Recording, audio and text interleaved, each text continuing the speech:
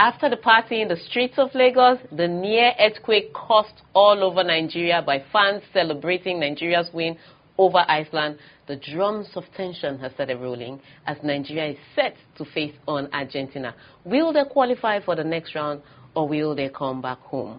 My name is Tega Anojaife, and you're watching Goal Line, brought to you by ARM Pensions. And today, to take the hot seat in dissecting all the games that are going on in Russia, I've brought in an automation engineer, flaming cookie by every standard. But let's see if he passes the test today. His name, Segun Efuakwe. Welcome to the show. Thank you very much, Tega. It's a good opportunity to be here, and I'm glad we are here, and I'm sure we're going to do a great one today. Okay, so did you jump? No, I couldn't really jump because I was in a meeting for the second half of the match, so it was more like facing the meeting and also watching the match on the phone. I'm telling your bosses, but before I tell your boss, remember, on this show, you have the chance to win a 5,000 Naira voucher. We'll be telling you what to do to qualify to win. We'll be right back after this break.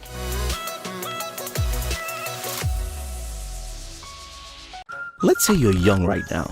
You got that nice job, getting a good salary. It's fantastic, right? You can buy all those things you dreamed of when you were in school. Even the jollof rice you eat now comes with 3 pieces of meat. You keep hearing about pensions, but that's just stuff for old people, Abby. But eventually you'll get older. And when you get older, you'll stop working. And when you stop working, you'll stop getting that salary you liked so much. Unless you played it smart. So while you were working, you signed up with ARM Pensions and saved enough money to make your tomorrow even better than today. Now you're 56 and your jollof rice comes with 5 pieces of meat. Sharp guy. ARM Pensions. Tomorrow is looking good.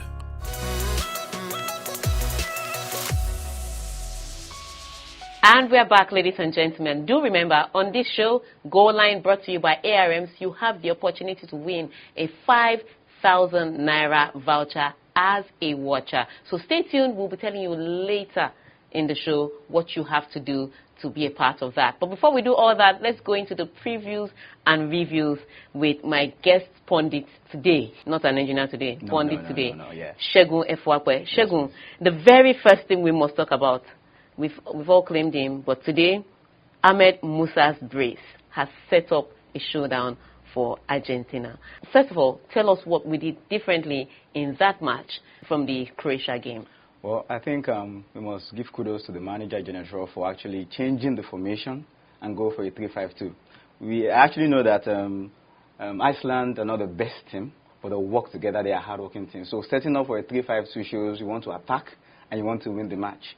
But in the first half, it was just like we were back to status quo. We couldn't see any movement. So like the team was just pedestrian, just like strolling through the match. But in the second half, I think whatever team talk he gave them, it actually changed everything. You could see energy, you could see direct game. And the goals we got were because the players put in more energy and they were going direct. And that was just it. I think the coach, for changing the formation first.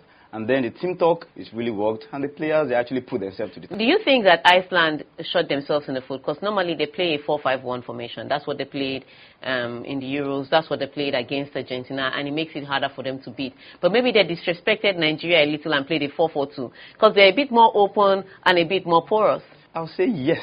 And I will say no. Because in the first half, they had some good opportunities to have taken the game to about 3-0. We had no shot on target, no shot at all in the first half. So in the first half, the 4-4-2 was okay. They had a lot of chances, but they didn't take it. We woke up in the second half. We took our chances. We took the game to them. And then we got 2 goals. Okay, let me put you and the rest of Nigeria on the hot seat now, because a lot of us have come with different things about why is Ahmed Musa on the team. Do you think that if Ahmed Musa played against Croatia, Nigeria would have won that game? Maybe not necessarily win, but I think it gives us a direct approach. Musa doesn't know how to go backwards. I prefer people that can go forward, like Thomas Osiski. Why I like him as a national player. He doesn't go backward. He takes the ball, he's going forward. Musa goes forward. Whether he's going to make something out of it or not, he keeps going forward. So he would have given us a chance. He would have given us another outlet in that match. So we might not have necessarily won, but it would have given us a better showing and maybe come out with a draw or something. So I felt if he started the match, his pace, his energy, his creativity and composure will have gone a long way for us, honestly. Okay, speaking about creativity and composure, let's talk about a country that usually would have creativity and composure. They made it to the finals at the last World Cup, lost to Germany by a goal in extra time. But this World Cup has been a horror show for Argentina. And reports coming out are not even getting any better. The players went in on the coach and said, you know what, you need to step down now, not tomorrow, now. Do you think that Nigeria playing against Argentina with the coach and the players at loggerheads, that there'd be an opportunity for Nigeria to win and qualify? I think it can work either ways. The players want the coach out, but they must remember this is the World Cup. Anywhere they go with this is about them. They are the Argentines. The coach is not even from Argentina. So if they go further in this tournament, it's about them. But then, on another case, you never know, footballers can be very, very funny. They can revolt against the coach, and then they come up with the horror show against Nigeria. Well, that would be good for us, honestly. So it can work either way. It can work either way. Honestly. So Nigeria could win or Nigeria could lose. Yes. Yeah, but let's talk about a team that is topping the group right now. Luka Modric has come out to say we don't have the best players, but we work as a team. What do you think Croatia's best weapon that they have used so far at this World Cup to be top of that group? To say they don't have the best players, yes, but they have some really good players. Modric is there, Rakitic is there, Mandzukic, Kalinic. They might not be the best in the world, the most known, but we know some key players there. And going to this World Cup, I actually told people, this Croatia team, everybody feel, oh, Croatia will beat them. I'm like, no. You can see the World Cup, as in this World Cup has actually shown what they can do. They are working together as a team, and they've allowed their formation and their shape and the structure, and they keep pushing forward, and that's the thing. Because all the big teams are not coming up to the party, so why not? Why not Croatia? If not, okay, so 5 goals scored by Croatia, none conceded, and they are top of that group with 6 points. Nigeria second with 3. Yes. Iceland third, and the mighty Argentina bottom of that table. But you have given us a lot, so we know that was warm-up. We'll be back after this break.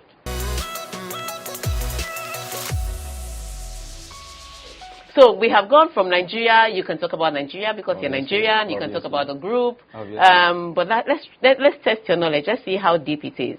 Now, Philippe Coutinho and Neymar scored in extra time, let's put it that way, to seal a win for Brazil.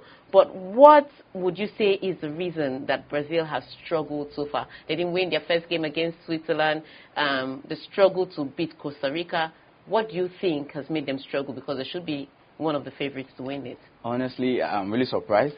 But I think sometimes when you want to set the record straight, it puts a lot of pressure on the team.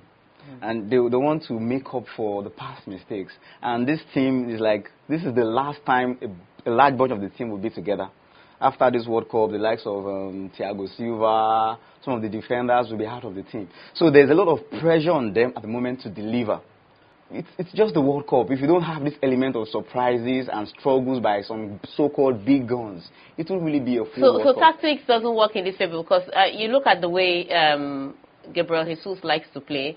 He has wingers that would deliver the ball, but you have a certain Neymar that everything tends to come in his direction. Yeah. You don't think that tactical setup is what is hindering the team a little bit? Because remember the goal that they got. It was Jesus getting the ball, trying to control it, and then Coutinho was like, let me score this goal because you're wasting my time. You don't think tactically there's anything lopsided about that team? This team has been together for some time, and they strolled through qualifications to the World Cup. So I don't think it's about tactics. Titi has got everything right. He shouldn't be starting Firmino ahead of Gabriel Jesus. Well, it can work it that way. It starts Firmino and they don't win, and it starts Jesus and they get a goal. So really, when things don't work all right, we feel you should have done this, you should have done that. The team is set up okay, but if it doesn't work out right, it's not okay. So that's just the point. You scaled I shouldn't have brought an automation engineer. I should have brought somebody else. Okay, let's do this. At the World Cup, people have complained. It's a technology World Cup. There's goal line technology. There is the VAR, video-assisted referees helping. But people are still complaining about the refereeing because Egypt is filing an official complaint right now because of the way they were being treated by the referees. They're not the only ones that have complained about the referees. But what is your take? If you were to give the referees a score, what would you give them and why would you give them that score? I think every team in this World Cup have official reason to lodge a complaint to FIFA. VAR is a good thing for football. VAR still doesn't work on its own. it still requires human intervention like almost all technologies. So it's still at the infant stage, but I believe most of the mistakes made so far has really been about the referees, not VAR, because the referee is going to interpret the VAR. So if I go and watch something and I feel, oh, it's not too good, like yesterday, the match between Serbia and Switzerland, there was grappling and two players holding one person. Nigeria's own, it was just Leon Balogun backing the guy, but this was two players holding one person, and the referee didn't call it. Still true. And then I was watching from the TS Sport, and the match commissioner came online and said FIFA has actually done a lot. They showed all the referees the same conditions, the same scenario, so they could say, okay, if this thing happens, give it. If this happens, don't give it. But so far, from the commissioner's statement, just one of such has been given. Unfortunately, it was against Nigeria. So, okay. So I feel it's still more about the human judgment, not the VAR. Not the VAR itself. Oh, I've often said this. At the end of the day, VAR will do a lot, but it still comes down to the man in the middle of the field. So you still, because I'm Tega Anojafe, okay, I'll give him a B plus. No, I'll give you an A. No problem, no problem. I'll give you an A. That was great. That was his score, but you have an opportunity to score today. Now, here is how you get a chance to win 5,000 Naira on Goal Line, brought to you by ARM. First of all, take up your phone. In your World Cup moment, take a picture of yourself, post it up on social media, get as many likes and as many retweets as you can, and the picture with the most likes and most retweets gets the 5,000 Naira voucher. Hashtag Goal Line and follow at ARM Engage. We'll be right back after this break.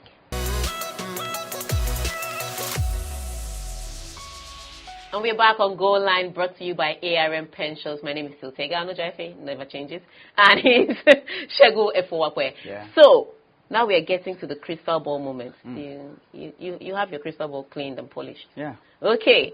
So, first prediction I want from you, the outcome of Nigeria in the group. Remember, there is Croatia, 6 points, Nigeria on 3 points in second position, Iceland on 1 point, Argentina on 1 point.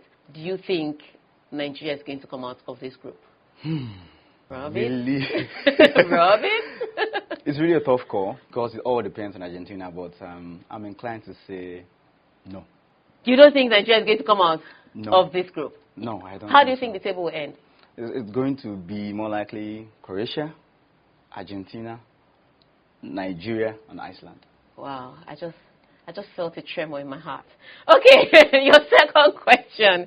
How many African countries will qualify? You've already said Nigeria will make it. Yeah, so, well, with Nigeria out and Tunisia on their way out, I think Africa's only hope might just rest on Senegal's shoulder.